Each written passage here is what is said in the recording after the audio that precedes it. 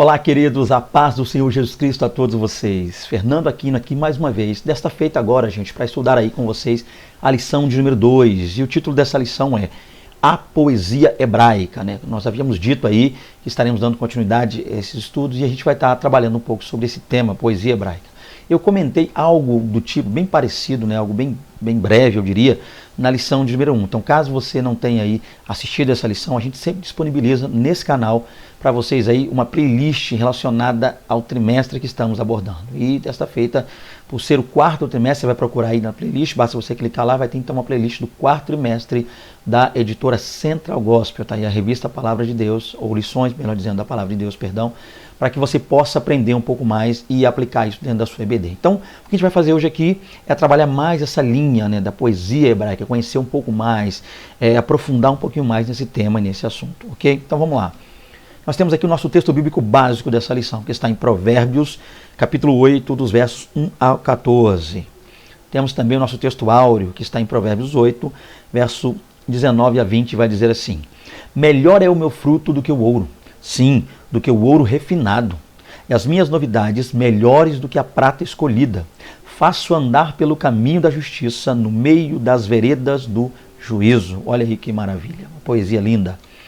Dando continuidade então, nós vamos começar a nossa palavra introdutória já vendo algumas questões importantes aqui.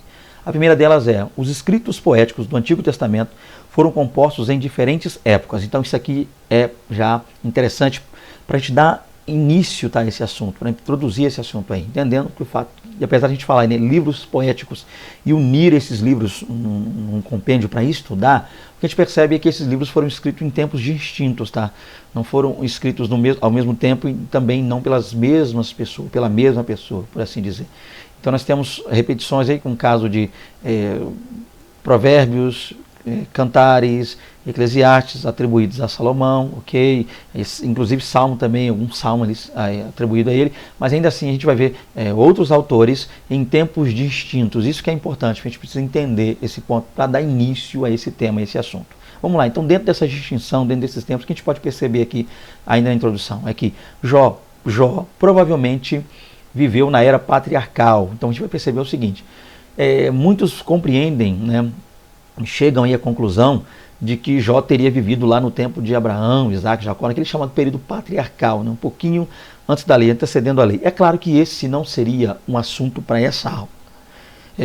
Inclusive eu não aconselho você, professor, a adentrar muito nesse assunto, porque já nós vamos estar falando um pouquinho sobre o livro de Jó, a partir da próxima aula, e é bom que a gente deixe isso realmente para a aula ali ligada, né, a Jó, para que a gente possa detalhar melhor esses fatos. A ideia aqui é só entender mesmo realmente o fato de que dessas composições foram em épocas diferentes. Então a gente vai ver que Jó, segundo alguns creem, e muitos comentaristas defendem a ideia de que ele viveu no período patriarcal. E também nós vamos ver que é uma questão ligada aos salmos. E alguns salmos, possivelmente, grava isso, alguns e possivelmente, essas duas palavrinhas aí, uma antes de salmo e outra depois, alguns salmos e possivelmente foram compostos durante, e é claro, após o exílio babilônico. Então a gente vê referência aí como Salmo 126, Salmo 137, dando a ideia de que eles estão chegando, retornando do cativeiro, coisa do tipo aí. Então a gente vai ver que salmos também, muitos deles, a grande maioria foram escritos antes do cativeiro, alguns durante e, é claro, poucos também mais depois do cativeiro. Então a gente já percebe uma diferença aí de tempo, já uma lacuna grande entre Jó e já o livro de Salmo. A gente vai ver também outra coisa interessante aqui, ó.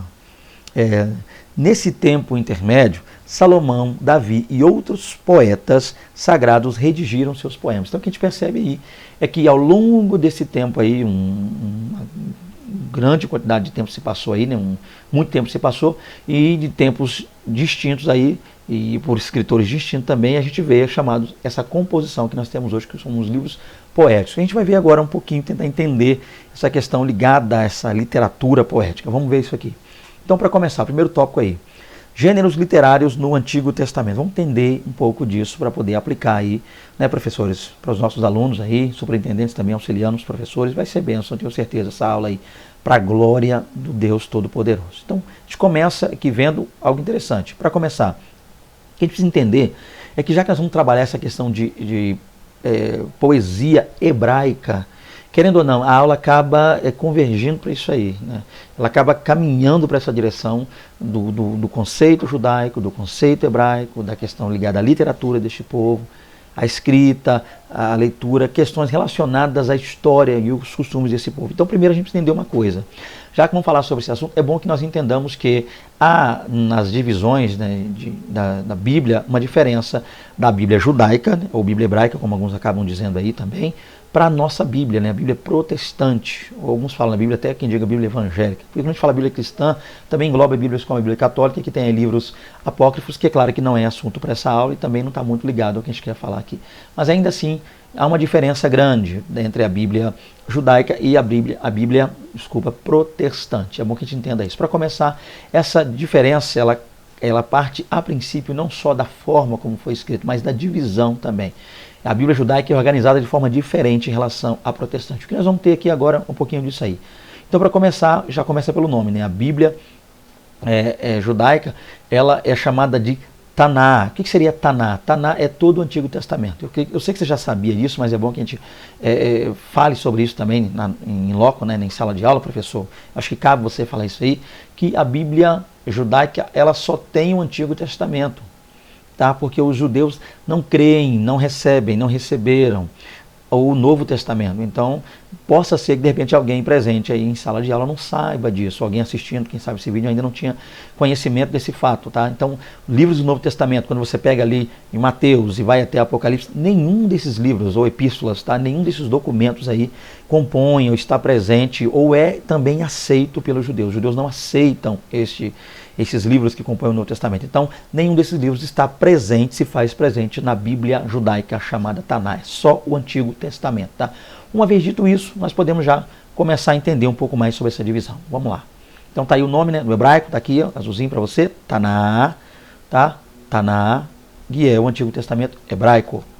Vamos lá, então como começa a divisão? Essa divisão começa a princípio de 5 livros, tá? A quais os hebreus, os judeus chamam de Torá. Então está aqui o nome em hebraico, Torá, se lê da direita para a esquerda, Torá, e aqui a transliteração, Torá. Tá? Ao todo são 5 livros que compõem a Torá, sendo eles Gênesis, Êxodo, Levítico, Números e Deuteronômio. Outra informação também que é interessante a gente acrescentar nesse vídeo, vale a pena falar, é que esses nomes, como nós conhecemos, né, Gênesis, Êxodo, Levítico, Números e Deuteronômio, não são também utilizados pelos judeus, pelos hebreus. Haja vista o fato desses nomes terem origem grega, então esses nomes passaram a ser adotados aí por muitos a partir da primeira tradução do hebraico para o grego, da Bíblia, chamada Septuaginta, né, como alguns dizem, ou Septuaginta, como é comum muitas pessoas aí também pronunciarem. A ideia é entender isso, gente. Então esses nomes aqui não entram, tá, na pronúncia e nem na escrita hebraica. Então a gente vai tentar, eu vou tentar ser bem breve, como eu já disse para vocês, à medida que a gente vai gravando aí, a gente vai aprendendo algumas coisas, as pessoas às vezes vão mandando comentário para que a gente vá direto ao ponto, e eu vou tentar nesse vídeo também fazer a mesma coisa, tá? Então eu vou pedir a vocês um pouquinho de paciência para que eu possa, a princípio, mas nesse slide, falar um pouco desses livros. Então eu vou tentar aqui falar o português, que é o livro como a gente conhece, o nome, como é usualmente conhecido por nós, e também o hebraico junto a isso aí. Para começar então, tá lá. Português, nós temos o primeiro livro aqui, que é o livro do Gênesis, que no hebraico seria Bereshit. Então, para nós, Gênesis. Para eles, Bereshit, né? No grego, Gênesis. Então, vamos lá. Gênesis, português, Bereshit, hebraico. Êxodo, português, tá? Shemot, hebraico. Levítico, português, Vaikra, hebraico, Vaikra. Temos também o livro de Números para nós em português, que é o livro de Bamidbar no hebraico. Por fim, nós temos aí o quinto e último livro da Torá, que é o Deuteronômio para nós, tá? E para eles ali seria o livro de Devarim. Então, pronunciando aqui os 5 em hebraico, tá? Bereshit, Shemot, Vaikra, Bamidbar e Devarim. Primeira divisão da Bíblia hebraica. Aí nós vamos partir para a segunda divisão, que é a chamada livro dos profetas, tá? Essa divisão aí dos profetas, que no hebraico está aqui a palavrinha Neviim. Então, para ajudar você na pronúncia aí, Neviim. Então, por que Neviim? Neviim realmente é o que quer dizer aí, profetas, no plural. Lembrando que a palavra profeta é a palavra Navi, ou Nabi, como alguns pronunciam lá no Antigo Testamento, o hebraico, e o plural desta palavra, profeta, né, Navi, é Neviim, profetas. E ao todo são 19 livros que compõem os livros ou os escritos lá, os rolos dos profetas, ok? Dentre eles nós temos aí, já nos salta aos olhos uma coisa interessante, né? Josué entra lá como um profeta, olha que coisa tremenda. Sendo que para nós, a nossa divisão aí, geralmente a nossa teologia, a gente costuma englobar Josué como livro histórico, tá? E aqui ele já entra como profeta. Olha que coisa interessante. Então nós temos aqui para lá, vamos lá, deixa eu tentar falar e ser breve, como eu disse que seria. Ou estou tentando ser pelo menos. Então Josué, português, tá? Yehoshua, ou Yehoshua, ou Yehoshua, como alguns falam, né? Yehoshua, Josué. Aí nós temos juízes, Shoftim, juízes, Shoftim. Aí nós temos 1 e 2 Samuel, 1 Samuel e 2 Samuel, tá? Ou desculpa, melhor dizendo, 1 Samuel até e 2 Samuel. Inclusive, deixa eu abrir um parênteses aqui, gente. A gente acaba confundindo o que eu falei aqui, mas é interessante notarmos uma coisa. Quando o assunto é Antigo Testamento, então é no gênero masculino, tá? 1 e 2 Samuel, 1 e 2 Reis, 1 e 2 Crônica. Por quê? Porque é livro. Livro aqui é gênero masculino. Quando é Novo Testamento, aí é 1ª e 2ª e 3ª, porque é epístola. Epístola, gênero feminino, a palavra. Então, 1 Samuel, 2 Samuel. Então, eu acabei falando 1 e 2 Samuel, por costume a gente acaba falando aí, mas é 1 Samuel, ou seja, 1º livro de Samuel e 2º livro de Samuel. Tá? Então, grave isso aqui. Se você puder gravar isso aqui, vai te auxiliar muito. Antigo Testamento, gênero masculino, 1º, 2º, tá? E Novo Testamento, é gênero feminino. 1ª, porque é epístola. 2ª, porque é epístola. 3ª, epístola de João lá, porque é epístola 3ª, ok? Então, Antigo Testamento masculino e Novo Testamento feminino. Deixa eu voltar aqui agora para onde eu estou. Então, 1 e 2 Samuel, no hebraico, 1 Samuel, Shemuel Alev. 2 Samuel, Shemuel Bet. Aí nós temos 1 e 2 Reis. 1 Reis, Melachim Alev. 2 Reis, Melachim Bet. Então nós temos aqui Isaías, em português, que no hebraico, Ishayahu. Nós temos Jeremias, Yermiyahu, Jeremias. Temos o profeta Ezequiel, Yezesquiel. Aí nós temos, após isso, os 12 profetas. E eu acho que já que eu vim falando até agora o nome dos demais aqui, eu preciso também falar o nome desses profetas. E junto aos 12 profetas, como nós conhecemos como profetas menores, nós temos o primeiro deles, que seria Oséias, português, e Roshea, hebraico. Roshea. Joel, tá? No português, e Yoel, hebraico. Então, Joel e Yoel, no hebraico. Aí nós temos Amós, no português. No hebraico, Amos, fechado, Amos. Então nós temos aí Obadias, português, Obadias, no hebraico, Ovadiá, tá? Ovadiá, no hebraico. Nós temos aí o profeta Jonas, profeta Fujão, que no hebraico é Ioná, Jonas, português, e Ioná, no hebraico. Temos o profeta Miqueias, português, Mirá, no hebraico. Temos o profeta Naum, português, Nahum, hebraico. Temos aqui o profeta Abacuque, que no hebraico é Ravakuk, ok? Abacuque, português, Ravakuk, hebraico. Temos aqui o profeta Sofonias, em português, Sofonias, e no hebraico, Sefaniá, no hebraico. Temos aqui o profeta Ageu, muito conhecido também, né? A glória da última casa, o profeta Ageu, que no hebraico é Hagai no hebraico. E temos aqui o profeta Zacarias, tá? No português, Zacarias, Serrariá no português, Serrariá. E temos aqui, por fim, também o último desse rolo aqui do Neviim dos profetas, que é o profeta Malaquias, né? O homem do dízimo. Esse negócio dá pano para manga, dízimo e oferta. Então, o homem do dízimo, Malaquias, e no hebraico, Malachi, ok? Então, dando continuidade, esse aí é a segunda divisão da Bíblia hebraica. Vamos então para a terceira e última, que seria os escritos, no português, que no hebraico, Ketuvim, seria aí, tá? Escritos, Ketuvim. Que ao todo são 11 livros, dos quais a gente passa a ver alguns deles, que também até inclusive livros, aí alguns dos livros poéticos estão inseridos nesse contexto. O primeiro deles nós temos aí o livro de Salmos, para nós no português, que é Terrilim no hebraico. Temos então o livro de Provérbios lá no hebraico é Mishle, há quem diga Mishlei, no hebraico. Nós temos o livro de Jó, tá? Que no hebraico é Job, Jó, Job.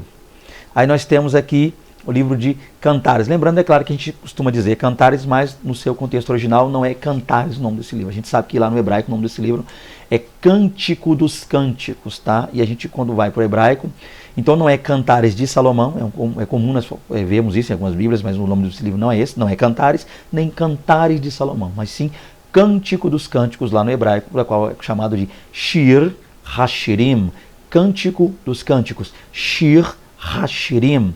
Aí nós temos aqui o livro de Ruth, que do hebraico, Ruth.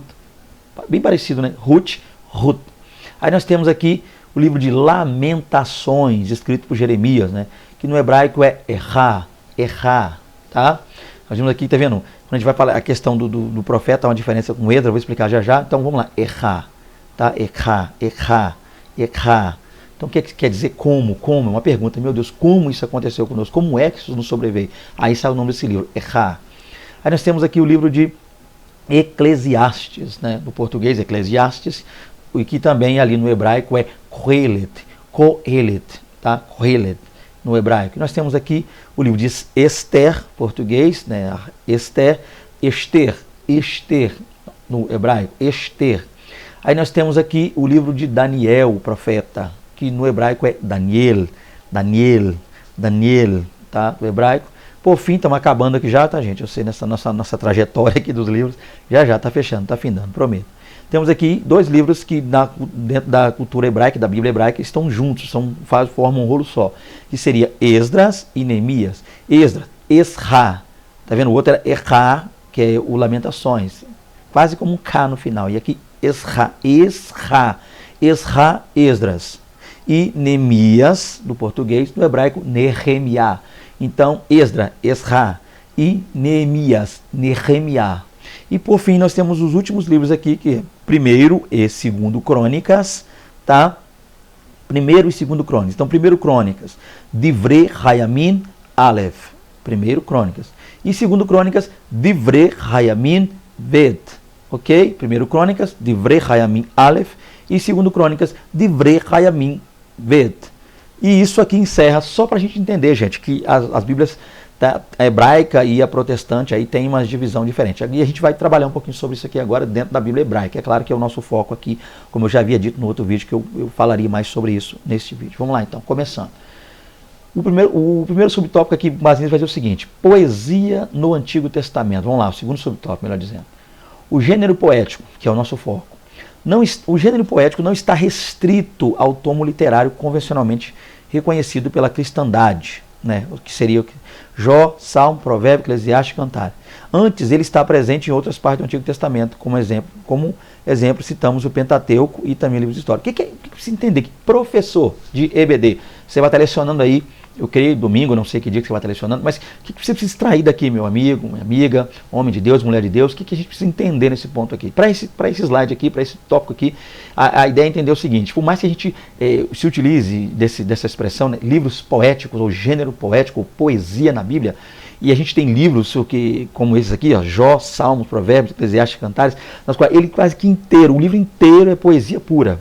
Mas isso não quer dizer que a poesia hebraica esteja restrita somente a esse livro. Esses livros que estão aqui. Esses livros a gente chama de poéticos pelo fato de que boa parte, quase que eles por inteiro, quase que os volumes inteiros ali tem poesia. Então, por isso que a gente chama esses livros de maneira exclusiva, né, específica, de livros poéticos. Mas quando a gente vai para a Bíblia Sagrada, a gente vê lá no Antigo Testamento, que é o nosso foco aqui, nosso alvo, né, no estudo, que outros livros possuem também poesia. O gênero poético está presente também, ainda que não uma extensão tão grande quanto nesses livros, tá? Então, você vai ver um maior número de poesias nesses livros aí, Jó, Salmo, Provérbio, Eclesiastes e Cantares. São por isso esses nomes, livros poéticos. Mas há um pouco, há partes, há frações aí, há citações poéticas também em outros livros. A gente vai ver como exemplo foi citado aqui pela equipe aí da Central Gospel na lição. Então, nós vemos aqui, no Pentateuco, existe poesia também no Pentateuco? Sim, existe, está lá, Gênesis 4, no 23 a 24. O que seria isso aqui? Eu não tenho tempo de ler, porque eu estou tentando ser breve, mas você pode poder ler e explicar aos seus alunos aí. Então, a gente vai achar poesia também aqui, o poemazinho feito por Lameque, lembra? Lameque matou 2 homens ali, Então Lameque, quando fez isso, ele falou, ele contou, fez essa espécie de poema, ele disse lá, ele usou uma expressão para falar. Então o poema de Lameque, olha, uma poesia, Lameque usou, ainda que de forma estranha lá, o que ele fez, né? O assassinato que ele cometeu por esses dois homens, mas ele usou uma poesia para falar sobre isso. Outro exemplo está aqui, ó, Êxodo 15, do 1 a 18, o famoso Cântico de Moisés. Após a travessia do mar vermelho, Moisés vai entoar um cântico, então, de forma poética, Moisés vai cantar um poema diante de Deus. E isso no Pentateuco, né? Há outros exemplos que a gente não teria tempo de falar aqui, mas seguindo a lição, e eu gosto de seguir a lição, tá, gente? Eu acho interessante, porque às vezes eu não gosto de falar muita coisa fora do que está sendo proposto aqui, porque você, professor, vai se basear na lição. Os seus alunos, ainda que você leve para a sala de aula muitos dicionários, comentários, você abra a sua mesa lá para lecionar e encha a sua mesa de livros, ainda assim os seus alunos só estarão com 2 livros na mão. Ou seja, a revista e a Bíblia. Então, fugir da revista eu acho que não é muito legal para a escola bíblica. Eu não aconselho muito você, professor, fugir do material, ainda que você discorde de alguma coisa, de repente que o comentarista colocou, é um que você queira acrescentar, mas a sua base, professor, deixa eu abrir um leque aqui, né, abrir um parênteses aqui, a sua base, professor, deve ser a revista. Então, eu tenho tido essa preocupação, pelo menos aqui nos meus vídeos, de auxiliar os professores dentro daquilo que é proposto pela revista. Eu posso muita coisa eu poderia abrir aqui para vocês, falar muita coisa hebraico, grego, trazer muita coisa diferente aqui, eu querer mostrar uma coisa que eu sei, ou querer aparecer aqui nos vídeos, mas o problema é que na hora de você levar isso lá para a sala de aula, ficaria uma coisa meio estranha, desconexa, uma coisa meio sem sentido. Então, a aulas que a gente assiste, às vezes, que a pergunta que a gente faz é, e os leigos? Como é que o leigo vai assistir uma aula dessa? Então, eu estou tentando, gente, falar, eu também sou leigo, até me considero leigo, não me considero um doutor em teologia, não. Então, eu estou aprendendo com vocês, assim como vocês comigo, então nós estamos aprendendo juntos. Então, eu aconselho você não sair muito fora e fugir da lição, não. Então, é o que eu estou tentando fazer aqui dentro desses slides, tá? E voltando aqui, né, para não fugir do assunto também, peço perdão, é entender isso aqui. O Pentateuco tem poesias e também um livro histórico. Outros exemplos estão aqui, ó. Juízes 5, verso 2, é o Cântico de Débora. Débora cantou naquela a vitória ali, né, sobre o Jabim, rei de Canaã, sobre o Cícera, né, o general de Jabim. Então, Débora cantou em forma poética. E por fim, nós temos aqui, né, o livro de Samuel aqui, segundo Samuel, a gente tem aqui o capítulo 17, capítulo 1, desculpa, 2 Samuel, capítulo 1, verso 17 ao 27, na qual Davi agora vai lamentar. Isso mostra a poesia na lamentação, no lamento de Davi pela morte de Saul e a morte de seu filho Jonatas, né, um grande amigo de Davi. Então a gente percebe aqui, a ideia, professor, para esse slide é que você trabalhe com seus alunos a ponto de entender que, apesar de dizermos que são livros poéticos aqui, não são só esses 5 livros que são poéticos, não. Ou seja, há poesia por todo a Bíblia, por todo o Antigo Testamento, e isso é um ponto chave para você trabalhar aí na sua aula. Dando continuidade, vamos lá. Elementos para identificação do texto poético. Como é que a gente faz para identificar um texto poético? Vamos lá. Primeiro a gente vê aqui, as composições podem expressar ideias ou sentimentos, variando entre emoção e meditação. Então você lê um texto aí na Bíblia, e você vê que dentro desse texto, né, está o escritor ali, o autor, por assim dizer, ainda que de repente alguém se fala, mas o autor da Bíblia é Deus, o intérprete, o Espírito Santo, Jesus Cristo é o tema central. Sim, mas ainda assim, quando a gente usa essa terminologia, né, essa expressão autor, é mais para identificar quem foi de maneira humana lá, quem foi usado e inspirado por Deus para escrever o livro. Então, a ideia é que o autor lá está tentando passar, e aí a gente vê uma emoção muito forte sendo passada, né? E vemos também alguém meditando. Em que sentido de meditar aqui? Meditar no sentido aí de que aquilo que a pessoa escreve é algo que é para ser seguido, é para ser tido como exemplo, algo que também se deve evitar, a fim de que não se caia. Então, quando alguém está expressando uma emoção muito grande, palavras bonitas e belas para expressar essa emoção, e quando também há uma meditação, né, algo que a gente lê e para refletir sobre Deus, sobre o céu, sobre o mundo, sobre o cosmos, sobre a criação, sobre a glória do Senhor, sobre o nosso comportamento, isso também a gente percebe já uma poesia descrita aí. É uma coisa boa, professor, de você trabalhar com seus alunos. Outro ponto interessante também, os poemas são reflexões, não histórias ou relatos de acontecimento. Então, quando o relato que você está lendo na Bíblia é um relato assim muito detalhado no que tange história, fez isso, assim, andou para cá, foi para lá, então a gente percebe que já não é um poema. Isso é realmente um relato, uma história, tá? Um fato, é alguém narrando um acontecimento. Isso não é um poema. Geralmente o poema é mais uma reflexão. Ainda que relate ainda um fato, mas ele traz toda uma linguagem, ele incorpora uma linguagem bem interessante, a fim de que através dessa linguagem a gente consiga fixar, tá, um pensamento. Então o poema geralmente ele difere do que é uma história, do que é um relato de um fato acontecido na Bíblia. Então uma das maneiras também, uma segunda, de identificar aí poema. Lembrando que a primeira é O poema é carregado de emoção e meditação. Segundo, o poema ele nos faz refletir, é uma reflexão. E o terceiro, nós temos aqui, o texto poético pode apresentar um misto de temas. Então, além do que foi dito aqui já, ele também traz em si um misto, uma mistura de temas, bem interessante. E como seriam esses temas aí? Como uma ideia, por exemplo, uma ideia, uma situação, um sentimento, que se une em torno de um tema central. Então, geralmente, quem está escrevendo de forma poética, aí a gente vai identificar questões poéticas dentro da Bíblia, quando isso, às vezes, é que a gente já disse aqui, são vários temas juntos que se misturam, e esses temas trazem consigo ideias, tá? Algumas situações também relacionadas a essas ideias, e, por fim, um sentimento expressado por aquele que está escrevendo, ou por aquele de quem essa pessoa está relatando e escrevendo. Então, quando a gente junta tudo isso aqui, gente, emoção e meditação, reflexão, tá? E ideias conjuntas, misturadas, a gente consegue identificar aí já dentro de tudo isso o que a gente chama aí de texto poético, tá? São meios que a gente utiliza dentro da literatura bíblica e hebraica para poder identificar o que seriam os poemas, tá? Eu colocaria dessa forma aí, professor, para te auxiliar. Vamos dar continuidade, vamos para o segundo tópico aqui, queridos. Objetivos da poesia. Agora, a questão é, uma vez identificado o que é poesia, né, a gente viu um pouquinho aí, para que serve? Quais são os objetivos? A partir daqui, professor, na sua aula, você deve agora parar um pouco, faz uma reflexão do que já foi dito lá no primeiro tópico, apontando o fato do que seria poesia, todo esse processo, identificar, como saber, como achar a poesia na Bíblia, ler alguma coisa relacionada a esse tema, esse assunto. Mas a partir de agora, a gente precisa parar aqui nesse segundo tópico, e essa deve ser a sua missão, assim como também deve ser a minha missão como professor. Você que vai estar com a revista aí de posse, lembrando que a minha não chegou, mas está chegando. Deus levantou um abençoado aí, e esse abençoado, para a glória de Deus, ele me enviou pelo correio. Gente, eu estou feliz demais, eu estou aqui mostrando a canjica, tanta alegria, tá? Eu vou estar falando depois o nome dele aqui, quando a revista estiver aqui na minha mão, eu vou estar mostrando aqui vocês a revista, né, aí da Central Gospel, e vou falar o nome, ainda que ele não pediu para fazer isso, eu tenho certeza que ele nem quer que eu faça isso, mas eu estou feliz demais, eu não consigo expressar tanta alegria. Então eu fiz um apelo aí, né, pedi esse auxílio, essa ajuda, e ele está me enviando pelo correio aí a revista da editora Central Gospel, irmão. E eu estou que nem menino, estou aqui feliz demais, tá? Ou daqui a pouco vai chegar nas minhas mãos aqui esse material, porque eu já estou na segunda aula e eu ainda não tenho a revista, mas Deus é fiel, Deus ouviu o meu clamor, aleluia. Então vamos lá. Então, o que é a questão aqui? A questão aqui, gente, é que a gente precisa mostrar qual é o objetivo. Para que serve a poesia? Qual é o objetivo da poesia hebraica, tá? Focando, lembrando que a gente está falando de poesia hebraica, então você não vai para a sala de aula, professor, falar de poema, versinho, português, tá? Cheio de rima, coisa que a gente costuma fazer aí, tá? Então a gente vai perceber que a poesia hebraica é diferente.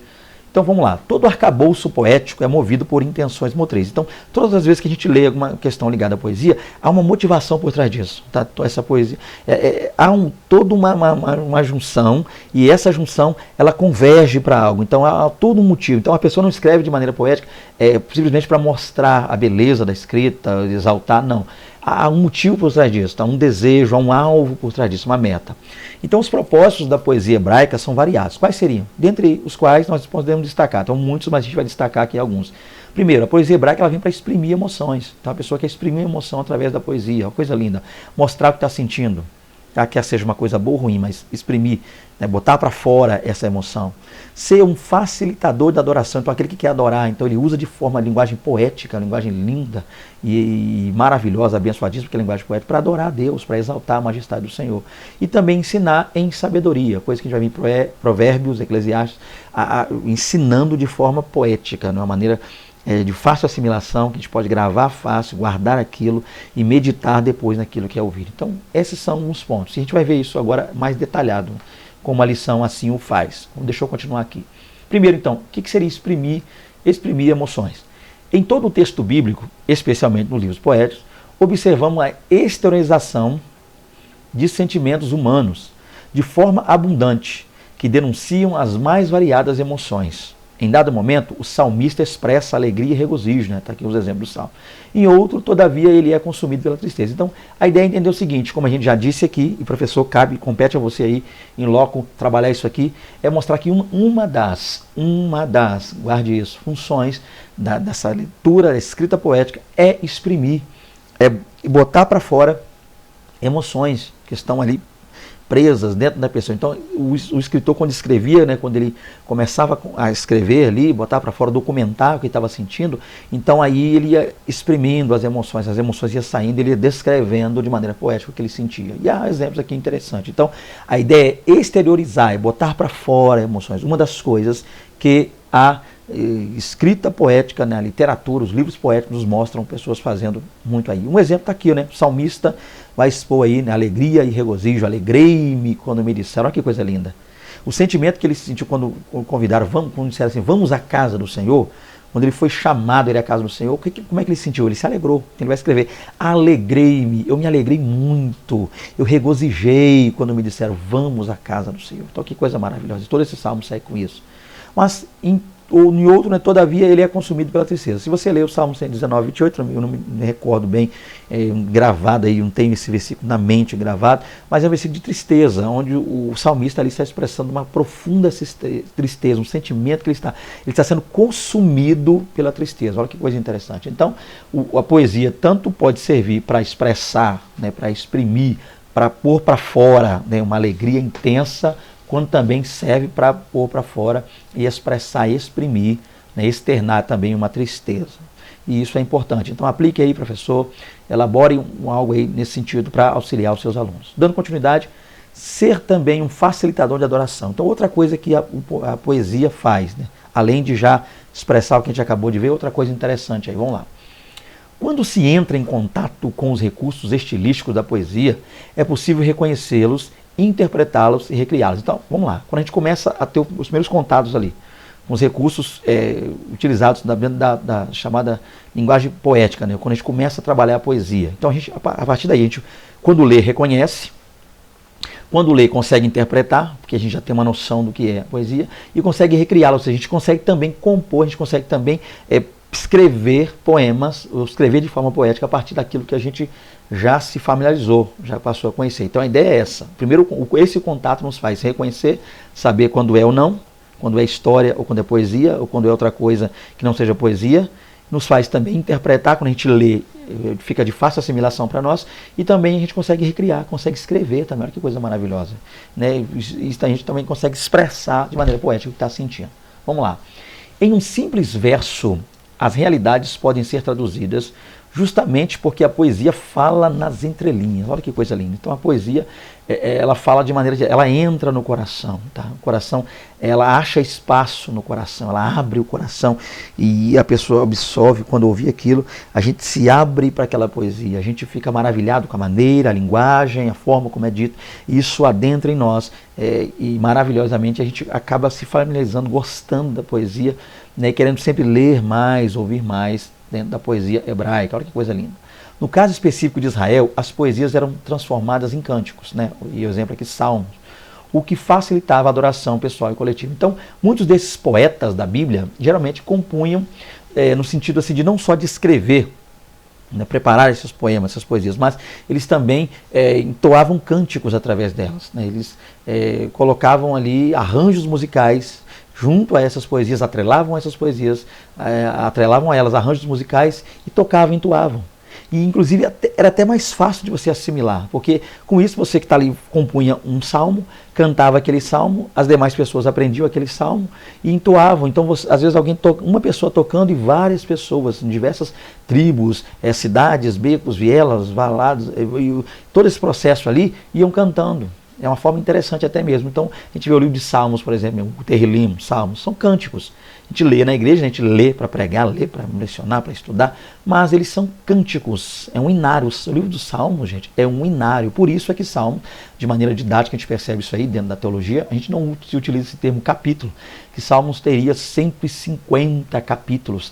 Salmo capítulo 23, Salmo capítulo 122, Salmo capítulo 125, tal, se confia no seu... Não, Salmo de número, por isso que a gente fala de número ou só Salmo. Salmo 23, Salmo 40, porque Salmo não é dividido em capítulos, por ser cânticos, mas tem verso, tá? E é interessante isso aqui, acho que cabe aí e é bom para você falar. Então ele é um facilitador, ele te ajuda na adoração, tá? Fica mais fácil adorar.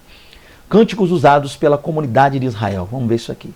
Os salmos cognominados cânticos de Halel, a palavra aqui, a gente está vendo, está com H aqui, tá, mas a pronúncia é Halel. Halel. O que é o Halel? Seria o cântico da Páscoa, os cânticos entoados na Páscoa, né? Os cânticos de louvor. A palavra Halel que aponta para louvor, Halel, como alguns falam, Halel. Gente, a ideia aqui, já falei para vocês, tá? Até peço desculpa e peço a vocês, deixa eu abrir um parênteses, uma orientação. Eu não estou aqui para ficar querendo aparecer, mostrar que estou estudando, porque eu acho legal, eu acho interessante e tal. Tanto é que a minha ideia é procurar ser o mais prático possível. O dia que vocês perceberem, você que está aí me assistindo, gente, me ajuda. Você perceber que o canal está fugindo do assunto, eu estou fugindo do tema, eu estou querendo aparecer, estou querendo mostrar que sei, estou querendo tirar onda, como é a linguagem aí, vai no comentário e puxa a minha orelha e me ajuda, não é assim, né, por aí e tal, seja mais humilde.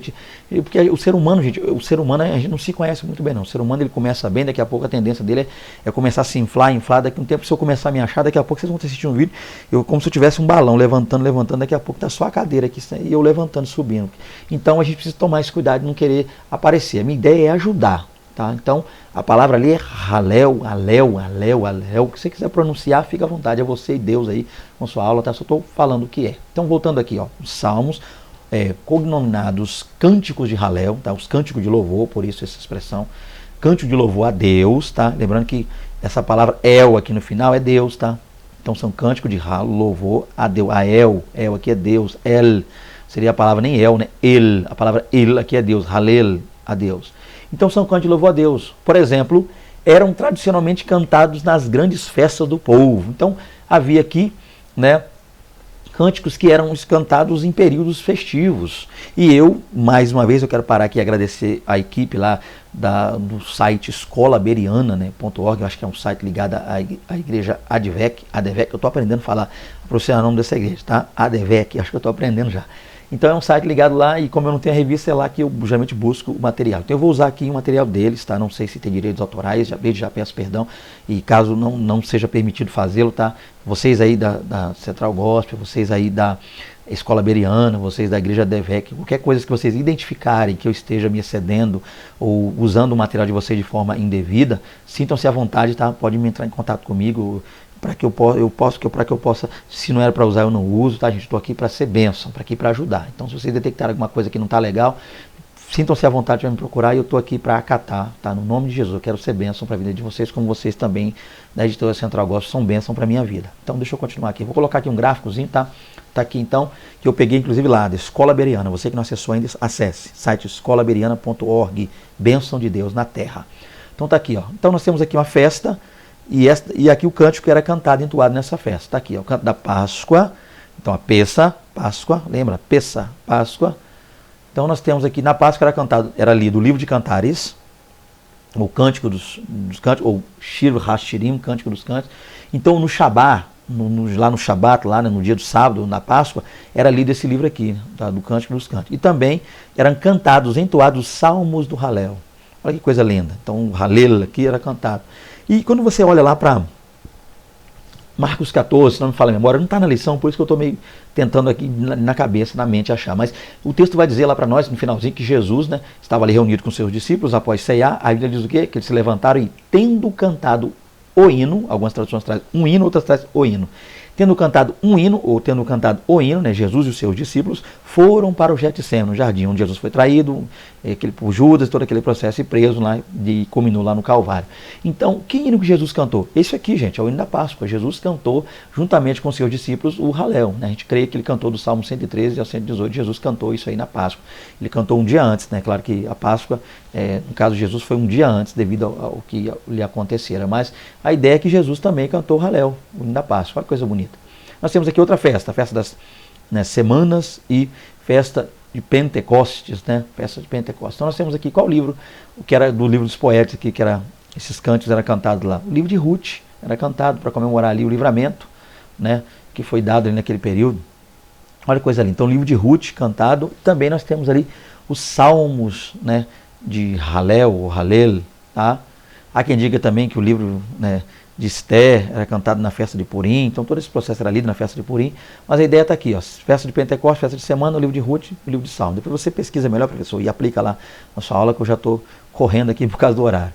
Na festa de Hanukkah, né, festa das luzes, aí o Salmo 30 cantado.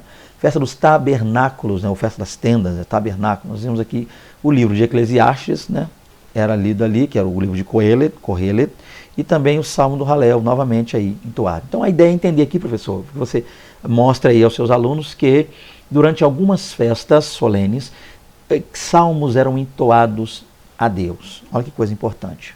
Vamos passar para frente aí. Outro ponto também interessante, ensinar em sabedoria. Vamos ver isso aqui.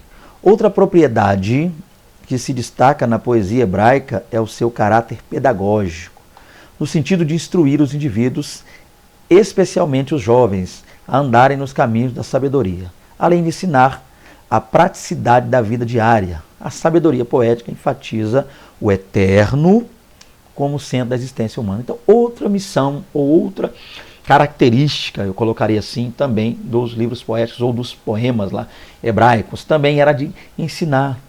Então, eles eram escritos de forma poética, deixando ali mensagens, tá? Deixando ali ditos, mensagens, né, adágios, para que os mais jovens, à medida que fossem lendo aquilo e aplicando tais ensinamentos à sua vida, pudessem ser pessoas abençoadíssimas, bem-sucedidas lá na frente. Então, um dos pontos, tá? Uma das missões também dos livros poéticos ou da poesia hebraica era de ensinar, mas de ensinar de maneira prática. Então, você pega ali textos como o texto de Provérbios, início de Provérbios, né? Questão do que é passado, Davi repassando questões de sabedoria para Salomão, coisas que ele viveu, aprendeu também com seus erros e acertos e repassou a seu filho. Então, questões como essa, o próprio Salomão escrevendo ali, né, a questão de Eclesiastes, falando a respeito daquilo que é vão, daquilo que muitas vezes é passageiro e a gente acha que é duradouro, a gente deposita nossa vida e nosso tempo em coisas que não nos trarão benefício nenhum, tá? Ele vai dizer que tudo é vaidade. Então, tudo isso é ensinamento.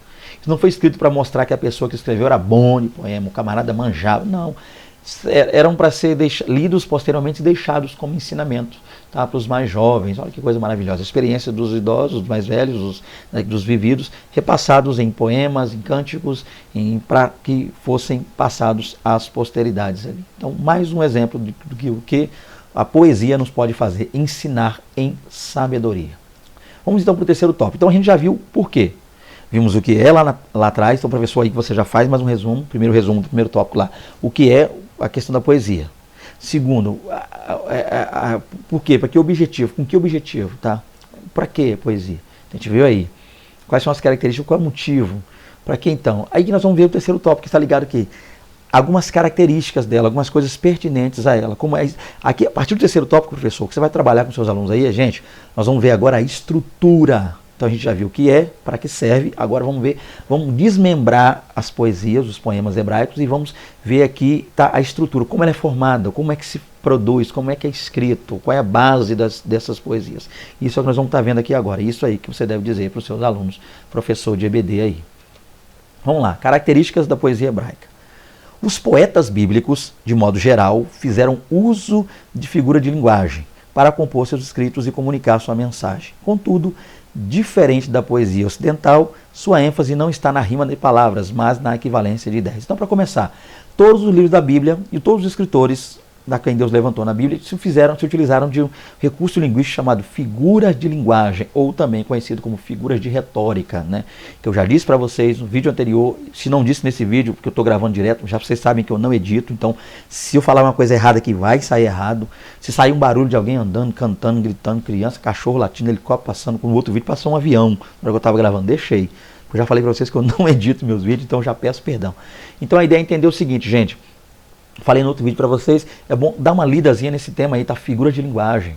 Não só ligada à teologia, não, tá? Você não precisa ler só ligado à hermenêutica, exegese, homilética, não. Você pode também ler isso no português. O português, o idioma em si, tá? A questão da semântica, o idioma, trabalha a figura de linguagem. Então é bom conhecer algumas figuras de linguagem, tá? Para te auxiliar. Não vou falar algumas aqui ou todas aqui, porque o tempo não vai ser hábil para poder fazer tudo isso aqui. Mas vamos lá.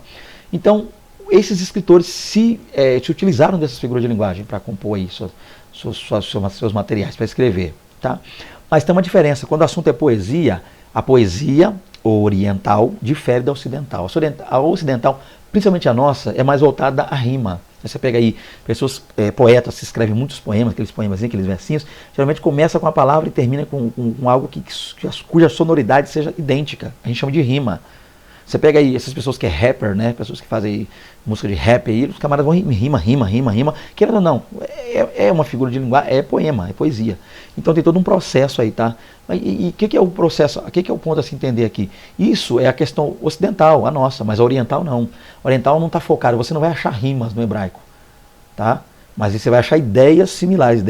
Os ocidentais, na sua poesia, trabalham mais as ideias. Eu quero dizer uma frase, aí eu trago uma segunda para expressar e dar ênfase à primeira, trago uma maior ainda para expressar a terceira, ou crio uma frase e uma segunda para ser equivalente em alguns pontos a outra. Isso que é poesia hebraica. Não está ligado à rima, não. Está ligado à ideia, tá? A equivalência entre as ideias, tá? Para compreender a poesia hebraica é preciso conhecer sua estruturação, pois ela possui características singulares. Então o que nós vamos trabalhar aqui são estruturas ou a estrutura das poesias hebraicas, ou alguma delas dentro deste vídeo. Vamos começar. Qual é a primeira? Linguagem figurada, né? Eu falei, figura de linguagem. Tem que entender isso aqui. Então nem tudo dentro da Bíblia pode ser levado, quando o assunto é poético, ao pé da letra ou de maneira literal. Você não pode... né? Pessoas às vezes acabam errando em levar tudo de maneira literal, toda a linguagem literal. Quando a Bíblia ela tem muitas, mas muitas mesmo, figuras de linguagem. Isso é importante para você, professor, conhecer um pouco desse recurso estilístico aí, linguístico. Esse recurso estilístico tem por objetivo comunicar uma ideia central utilizando elementos simbólicos. Você quer passar uma ideia, se faz de valer de símbolos para que essa ideia que você quer enfatizar acabe sendo compreendida por quem você quer passar a ideia, para quem você quer passar. Esse tipo de linguagem torna o discurso mais expressivo, pois amplia o significado das palavras. Olha que coisa interessante. Então, se fazer de utilizar de linguagem figurada ou de figura de linguagem, acaba dando uma espécie de ênfase naquilo que você quer falar e até auxilia na compreensão. As mais encontradas nos livros poéticos são, vamos ver quais são. Primeiro, imagem. Então nós temos aqui Salmo 23, verso 2. Né? O que vai dizer lá no verso 1?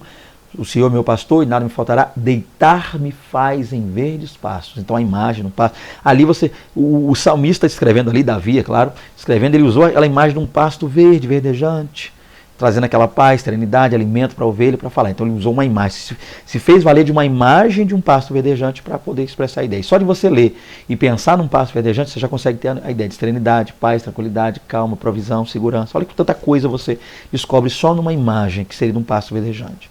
Outra aí, metáfora. Metáfora a gente sabe que é uma figura de linguagem que se utiliza do exemplo. A gente usa uma coisa, essa coisa aqui serve como exemplo para falar dessa aqui. Então, é uma figura de linguagem que eu uso de exemplo. Então, o Senhor é o meu pastor e nada me faltará. Então, o Senhor é o meu pastor. Estou usando a figura de um pastor para expressar o que o Senhor é. Então, o que é um pastor? O pastor é aquele que cuida da ovelha, aquele que guarda a ovelha, vigia, a alimenta, a protege, tá?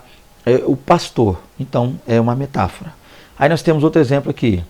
Uma símile. O que é símile? Símile é algo parecido, é algo bem idêntico a outro. Então você vai estar lendo o Salmo 103, verso 3, e vai ver aí essa questão da símile. Uma linguagem que é idêntica à outra. Tá? E me foge aqui de cabeça o que estaria escrito no Salmo 103, verso 13. E vou ficar devendo a vocês. Tá? Vamos lá. E nós temos também aqui uma hipérbole. A palavra hipérbole já diz aí que aponta para exagero. O que seria uma hipérbole? É quando eu quero demonstrar algo, passar algo, aí eu faço um exagero. Tá? É muito comum, no Novo Testamento mesmo, você pega ali o livro, o Evangelho, segundo escreveu João, você percebe isso, onde João vai dizer que se fôssemos falar, ou descrever, ou escrever tudo que Jesus fez, né, nesse período que ele esteve aqui, nem todos os livros do mundo caberiam. Então ele se faz valer de uma hipérbole, um exagero para expressar e mostrar quantas coisas, Jesus fez tantas coisas que a gente não consegue nem descrever, essa é a ideia. Então o exagero é para mostrar que aquilo que a gente quer descrever é quase que inenarrável. Então a gente amplia para poder dar a visão para a pessoa de que o negócio é realmente grande, tá? Enorme, gigantesco, ok? Vamos dar continuidade então. Em Jeremias chega a algo desse tipo. Jeremias fala, né, que na cabeça dele havia mares, rios, quando ele chorava, como se rios na cabeça dele. Um rio não cabe na cabeça de uma pessoa. Então é um exagero para expressar a quantidade de lágrimas que ele derramaria, ok? Vamos lá, seguindo aqui a sequência. Aí nós temos, dentro dessa figura de linguagem, o paralelismo. O que seria o paralelismo? O paralelismo, gente, consiste na construção de versos, 2 ou 3 geralmente, que reforçam ou complementam a ideia do primeiro verso. Olha que coisa tremenda.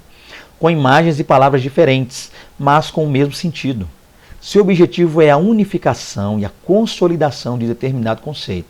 Dessa forma, o leitor é levado a refletir sobre a mesma ideia por mais de uma vez. Então, dentro da figura de linguagem, agora vou falando lá do hebraico, coisa que a gente geralmente não vê no nosso meio, tá? A gente não vê esse paralelismo tanto assim, a gente vê mais na cultura hebraica lá. Então, o que é a ideia, professor, que você vai tentar explicar para os seus alunos aí? Geralmente, o escritor lá, dentre os hebreus, na Bíblia, ele escrevia uma frase, vinha com uma segunda, às vezes até três, e essas frases que ele continuava em cima, depois da primeira, seria a segunda e terceira, elas iam reforçando, às vezes elas iam para dar ênfase à primeira, então ele se fazia valer disso aí, tá? Então escrevia um verso, aí à medida que aquele verso ia continuando, aquilo que vinha depois, sucedia aquele verso, ia enfatizando e explicando o porquê do primeiro verso. Nem sempre o primeiro verso era detalhado, nem sempre ele conseguia exprimir o que ele queria no primeiro verso.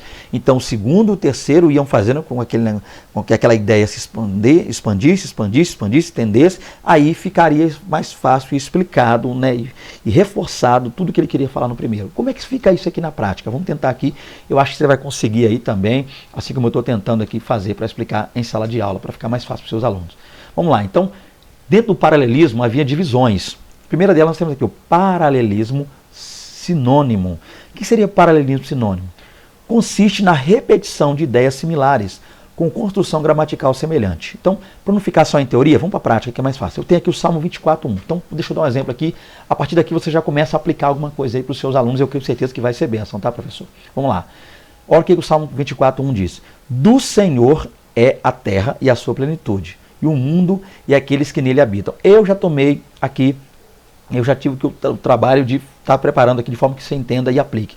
Eu coloquei um exemplo que você poderia aplicar. Por que eu marquei aqui a palavra terra de uma cor preta, a palavra mundo de preto, a palavra plenitude de vermelho e aqueles que nele habitam? Porque aqui a ideia aqui que está o paralelismo hebraico. Aqui que está a ideia do sinônimo dentro do paralelismo hebraico. Em que sentido? Então vamos lá. Do Senhor é o que? A terra. Então a terra. Aí nós temos a palavra mundo. Então mundo é sinônimo de terra. Então na primeira frase, do Senhor é a terra, a sua plenitude. Aí vinha dentro da sequência, dentro da primeira frase, uma segunda sequência da primeira, mas repetindo a ideia e enfatizando ainda mais a primeira. Olha aqui, ó. Do Senhor é a terra e a sua plenitude. Então vem a segunda. O mundo, que é igual à terra, repete terra, ó, só que agora outra palavra mundo, mas dando a mesma conotação para a terra, e aqueles que nele habitam. Ou seja, plenitude, do Senhor é a terra e a sua plenitude. O que está dizendo aqui? Do Senhor é a terra e todos que nele habitam. Então já está aqui, ó, do Senhor é o mundo e todos que nele habitam, porque plenitude é tudo que está. O nome já diz pleno, plenitude. Então tudo que habita na terra pertence ao Senhor. Só que a segunda frase traz a mesma coisa. Então aqui já fica mais fácil, professor, de você aplicar isso e explicar isso. Então, mais uma vez, para gravar, do Senhor é a terra e a sua plenitude. Aí o mundo, que é a terra também, e aqueles que nele habitam, que também é plenitude. Então repetiu em duas frases, dando... Isso aqui é um paralelismo sinônimo, ok? Para ficar claro aí, eu acho que ficou muito claro. E nós temos outros exemplos, dados aqui pela Escola Bereana, pelo slide que eu peguei lá no Google Drive deles, e eu acredito que esteja na revista, não li a revista, então eu estou chutando aqui, eu acredito que esteja. Mesma coisa, o Senhor dos Exércitos está conosco, o Deus de Jacó é nosso refúgio. Então, o Senhor dos Exércitos, quem é o Senhor dos Exércitos? É o Deus de Jacó, é o mesmo. Então, o Senhor dos Exércitos, também que é o Deus de Jacó, está conosco, ou seja, é o nosso refúgio. Se ele está conosco, ele é o nosso refúgio. Olha nós aqui de novo. Olha nós aqui de novo. Conosco, nós estamos aqui. E nosso, nós estamos aqui. Então, sinônimo, repetindo mais uma vez. Essa é a ideia. Se você gravar isso aqui, professor, você facilmente vai conseguir explicar o paralelismo sinônimo aí para os seus alunos. Eu tenho certeza que não haverá dúvida alguma. Mas se houver dúvida, sempre deixo o meu contato no final. Tá? Você pode estar mandando um zap para nós, um áudio. Eu com todo prazer, irmão. Se eu poder atender vocês é sempre uma honra para mim. Fico muito feliz, tá, quando eu vejo que pessoas estão assistindo e sendo abençoadas por esse conteúdo. Então nós temos outro exemplo aqui. Agora eu vou ser breve. Agora daqui para lá eu vou correr um pouquinho por causa do tempo. Então vamos lá. Não temerás espanto noturno, nem seta que voa de noite. Então, seta aqui, seta já é o espanto. E voa aqui da ideia de noturno, dia, ou seja, está ligado a um dia. Provérbios 21a. O vinho é escarnecedor e a bebida forte, alvoroçadora. Então, o vinho já é bebida forte, então é um sinônimo. O vinho é a mesma coisa que bebida forte.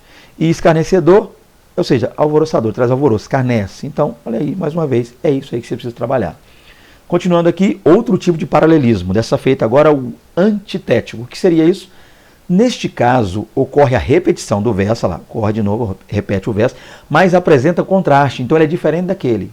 Traz o primeiro verso, traz o segundo, há uma repetição, mas as ideias muitas vezes são contrárias uma à outra. Vamos ver na prática. Salmo 37, 9. Porque os malfeitores serão desarraigados, né, arrancados, tirados, extirpados. Mas aqueles que esperam no Senhor herdarão a terra. Então está aqui, o antitético está aqui, ó. Malfeitores, são os ruins, tá? Serão desarraigados. Mas aqueles que esperam no Senhor, então aqui, ó, já há uma diferença, tá? Então a gente vê um contraste. Isso aqui são os malfeitores. E contrastando com eles aqui, está aqui aqueles que esperam no Senhor, um contraste.